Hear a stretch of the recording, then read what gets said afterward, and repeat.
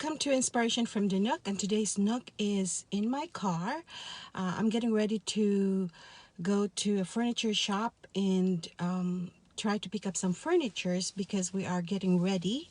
But I thought I'm gonna give a little, just a little moment, take this little moment to sort of do a recap of what has taken place in November in as far as my gardening was concerned. This will help me uh, keep a tab on what I have done and what I'll be planning to do, or I'll be doing in the future.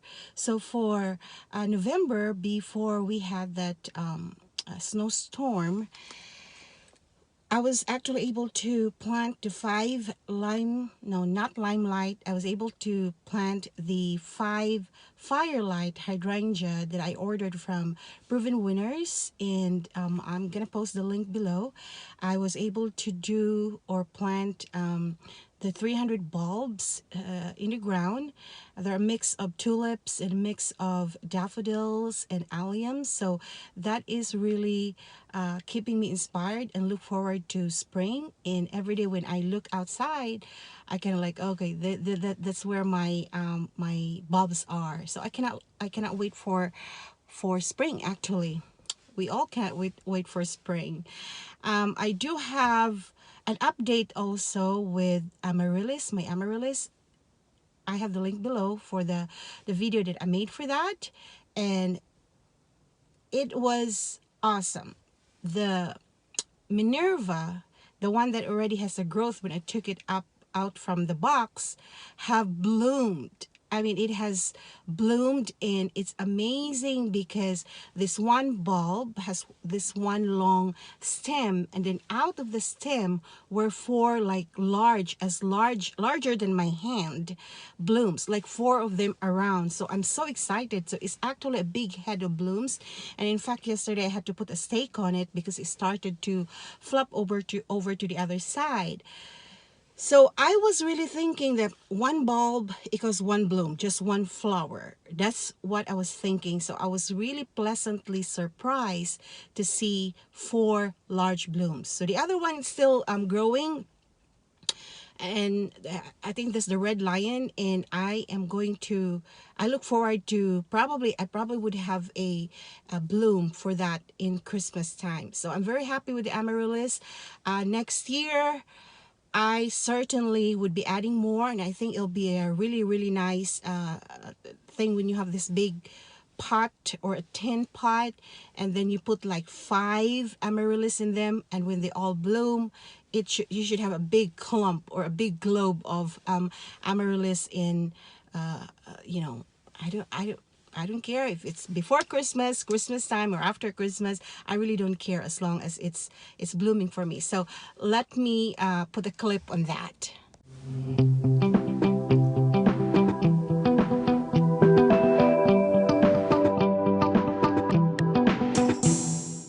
And then also, I also would like to share with you that I was able to sort of refresh the planter that I have in the front of the house. I have this big pot that I got for $16. It was on clearance from Lowe's, and I put arborvitae in on each of them.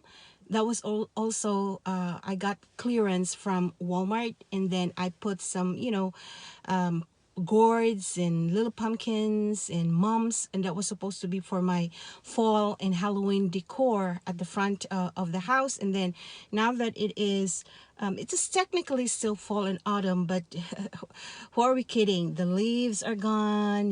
It's for me, it's definitely winter here, even if the calendar says otherwise, but it does feel like winter here. So right now we're still living in the basement. So one day when I got up, I realized it was very sunny, and this inspiration just took place, and I started snipping, greeneries around the property, and I thought I am going to refresh the planter. I'm going to make a winter arrangement at the front of the house, and I did that. And I also did the birdhouse that I got from a friend. So I was Maria, my friend, they make beautiful bird houses from barn woods out from their barn, and I got this really nice one that I just put right there. I'm gonna show that to you here in a little bit, but all I did was really look around the property and what kinds of materials I do have, and then I mix it with what I currently have, that like faux beads, or I got some birch tree branches or twigs that I got from Walmart, those things. So I just put them together, but mainly the pines, the cypress, the curvy willows I got from around the house. So I'm very, very happy with that. I don't think that I could go back to creating false wreath unless, I don't know, but I don't really see myself going out and buying this uh, faux evergreen wreath, because I have the materials around the property and it's really fun making them. So take a look at how I did my front door winter planter and also my birdhouse. The process is very, very simple. So I hope you enjoy that, and I will see you again in my next video. Thank you so much for checking out, and I hope to see you again next time. Bye. So I took all the decorative pumpkins and gourds from this pot, and I'm going to be replacing them with whatever greens that I can find in the backyard, and hopefully I could make this look like it is prepared for Christmas. And I did the same on the other pot. I removed the gourds and the pumpkins, the decorative ones. They're all rotten anyway. And I snip off the, I have mums in that area there around. So I'm gonna go to the back and cut some willow. I have curvy willow in the back, as well as some princess pines and some other junipers in the back. And we'll see what this would look like. I'm gonna be getting some of the greens that I'm going to be putting in the pot. I really don't know what the name of this plant, but it looks like it's sort of a low-lying juniper, or like a ground creeper, something like that. And this really could use quite a bit of pruning. And I just noticed that some kind of, it doesn't look like it's bug. It looks like it's a flower or blooms, or I'm not sure what these are, but like I said, this plant will be happy for some grooming. This is actually pretty. Not sure what they're called, but guys, if you're watching and you know what the name of this plant is, please do let me know so I could do my research on how to take care of these. Alright, it looks like this would be a perfect shelter for, cats or some animals probably, so I'd better be careful. I don't want to be snipping and then find a snake or something. But this looks pretty, and I think this will work. Please move. We're gonna have to cut these things. Cut some more.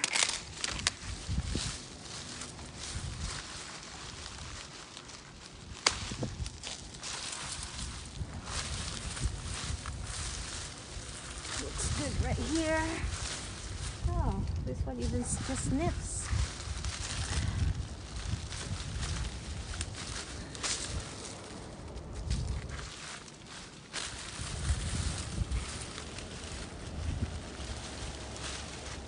Pretty heavy, sturdy and hard to snip with just this material.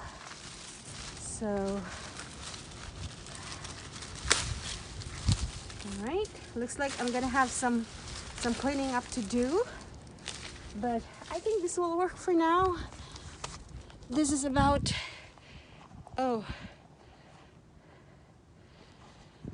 this is about how much I have right now, so I'm gonna start with that.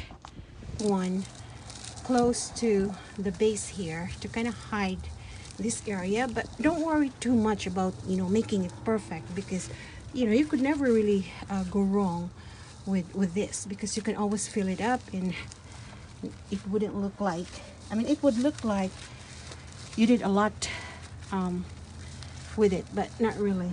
I'm just filling this up with the big twigs until it's all filled up. Small, just fill it up so it wouldn't look. I'm gonna leave this alone, because even if this doesn't look like this belongs here, this is actually doing good, and this is a perennial, so I can transfer these in the spring, as well as this arborvitae. I could put this on as one of our border plants. So I'm gonna go ahead and put one here and another one here, and then we can layer it up with another material. Right, so that's how it's looking right now. Now I'm gonna go ahead and get some princess pine and some curvy willow and who knows what else. Here's the curvy willow. I've always wanted a willow tree, especially for this house, but then I found out that the roots of the willow tree is very, very aggressive, that it can take over some water pipes. So I don't want to have that kind of problem. So I think I'm just gonna be happy with these. I'm gonna prune this every year or so that it will not grow into a giant willow that it is. But I think this will make a pretty you know, accent, filler, or thriller to my pot.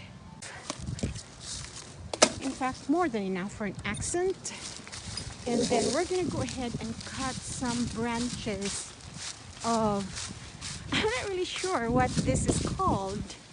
I think it's something about like princess pine or something, but oh my goodness, it smells so good. So I'm gonna go ahead and do that.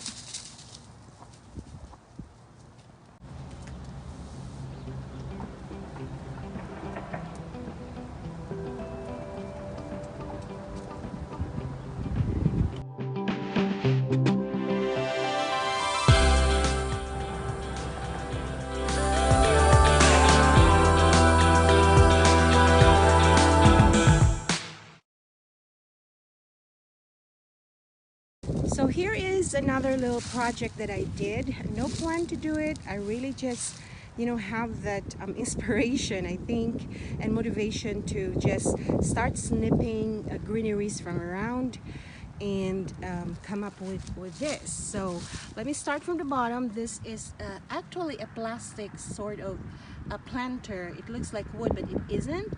I actually got this from Big Lots a long time ago. And again, the princess pine, the cypress that I got from the other house, and then this is actually a dried flower of the I think sedum that I had last season, and I just put more curvy willow and then some faux berries that I got from I think Hobby Lobby from long time ago. And there was a sort of a squirrel bin here, or it's not a birdhouse, it's something that, you know, it's a like it is encased in a plastic, and then there's a lot of corn in it, so the squirrels can come in and do their whatever they feed from it or whatever they do. But it was falling apart, so we took it off, and this was what was left. And I put the birdhouse that my friend, I probably got this from my friend Maria, and these are made of barnwood materials from their farm or their barn. And then I just got this moose head Christmas decoration to sort of color it up a little bit. It is very beautiful. I like the way that it looks. So this is one little project, and after I've seen this, I thought this area is going to be another flower bed in spring. So I'd probably be planting around this area for sure. I'm not sure what would that be, what would the theme be, whether it's a shaded here or sunny. I still do not know, because I still have to take a look at how this area is how this area is relative to the sun. So but for now I can enjoy this little creation here from the sunroom right there, so I'm happy about that. Again, inspiration from the Nook. Whatever inspires you, just act on it. I'll see you again, guys, next time. Thank you for watching.